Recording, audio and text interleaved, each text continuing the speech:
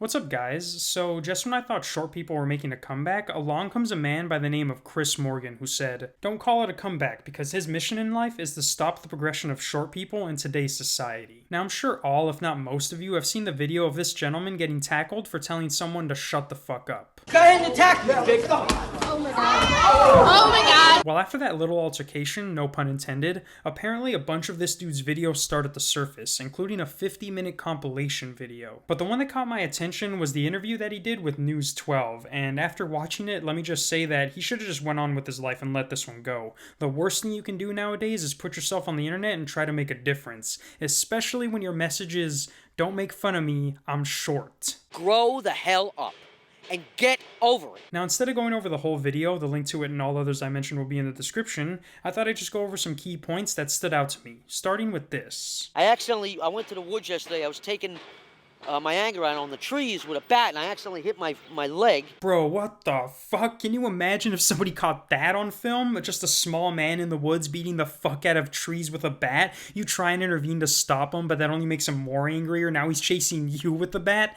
There's no way that I can see that as a normal thing people would roll up on and be like, been there, done that. And if that wasn't enough to make you at least chuckle, here's the next thing he says. I accidentally hit my leg, but the bruise actually went down, but I hit my leg with a miniature Yankees bat.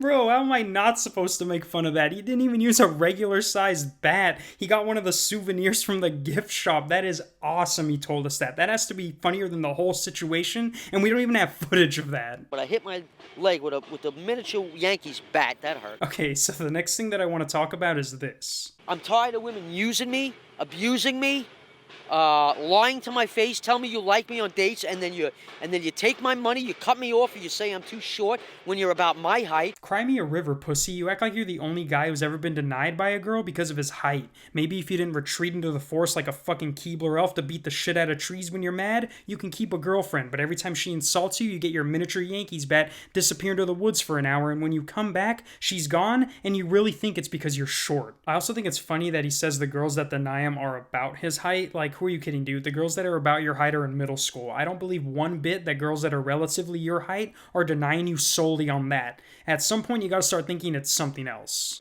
I guess the message that I want to get across to this, along with 30 million other people that want me to interview with them, is addressing bullying. It's going to end. I'm going to end it today.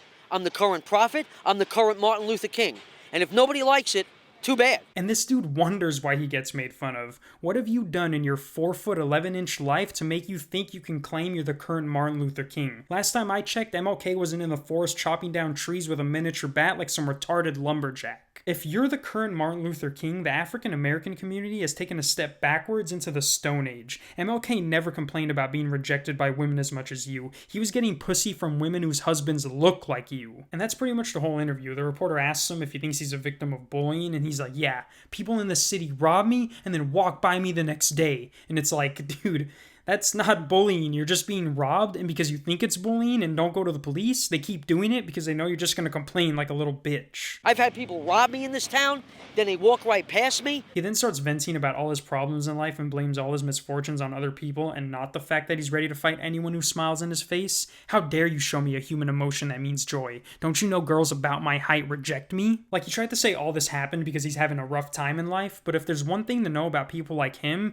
if you see him get mad at something minuscule that happened to him, chances are that's not his first time. I don't know if you guys ever heard of the Napoleon Complex, but it basically means someone of equal or lesser height to Chris is gonna get overly angry at stuff like that to compensate for their lack of height. And if you ever had a short friend, you know that's pretty accurate. Of course, that doesn't apply to all short people, but a majority of them fit the criteria just like Chris. And this interview doesn't do anything to help disprove that. This is a 9-minute interview. 1 minute is about the actual Bagel Shop video. 1 minute is about him trying to convince you he's Martin Luther King. Another 2 minutes is about him trying to convince you that his life problems are worth being sad for. And the rest is just this. They didn't even tell me about it. I walked in there. None of the doctors knew. They didn't even tell the doctors. But So the farm, right, so there was a gas station out.